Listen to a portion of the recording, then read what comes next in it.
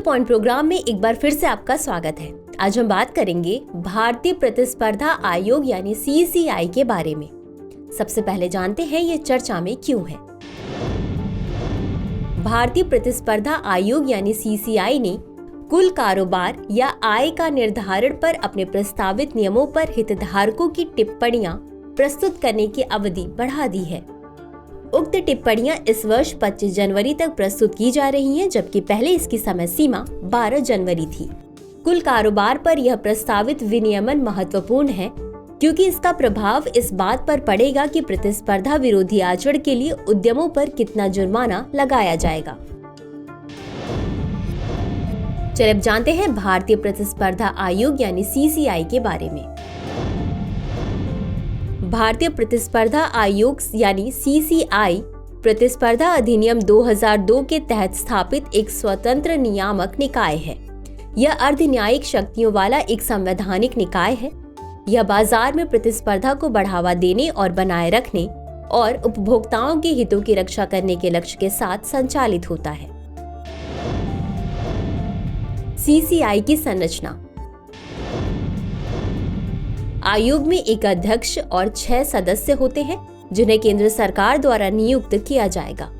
अध्यक्ष और अन्य सदस्य निम्नलिखित मानदंडों में से किसी एक को पूरा करने वाले योग्य, ईमानदार और प्रतिष्ठित व्यक्ति होंगे।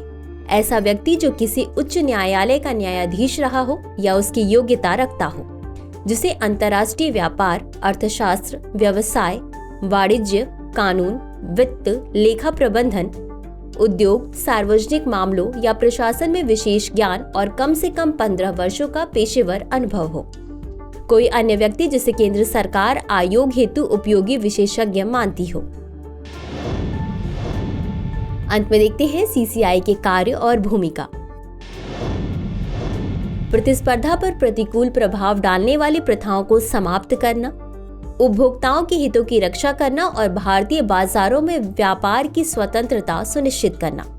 किसी वैधानिक प्राधिकारी से प्राप्त संदर्भ पर प्रतिस्पर्धा के मुद्दों पर राय प्रदान करना, प्रतिस्पर्धा का समर्थन करना, सार्वजनिक जागरूकता उत्पन्न करना और प्रतिस्पर्धा के मुद्दों पर प्रशिक्षण प्रदान करना। बाजारों को उपभोक्ताओं के लाभ और कल्याण के लिए कार्यशील बनाना, अर्थव्यवस्था की तेज और समावेशी वृद्धि एवं विकास के लिए देश में आर्थिक गतिविधियों में निष्पक्ष और स्वस्थ प्रतिस्पर्धा सुनिश्चित करना, आर्थिक संसाधनों का कुशल उपयोग करने के उद्देश्य से प्रतिस्पर्धा नीतियों को लागू करना, भारतीय अर्थव्यवस्था में प्रतिस्पर्धा संस्कृति को स्थापित करने और पोषित करने के लिए प्रभावी ढंग से प्रतिस्पर्धा का समर्थन करना और सभी हितधारकों के बीच प्रतिस्पर्धा के लाभों के बारे में सूचनाओं का विस्तार करना।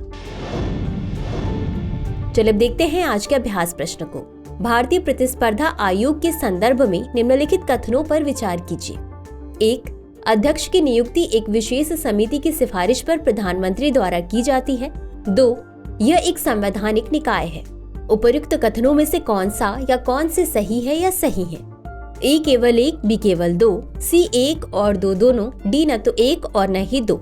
इस प्रश्न का उत्तर कमेंट बॉक्स में जरूर दें। आज के लिए बस इतना ही। शुक्रिया।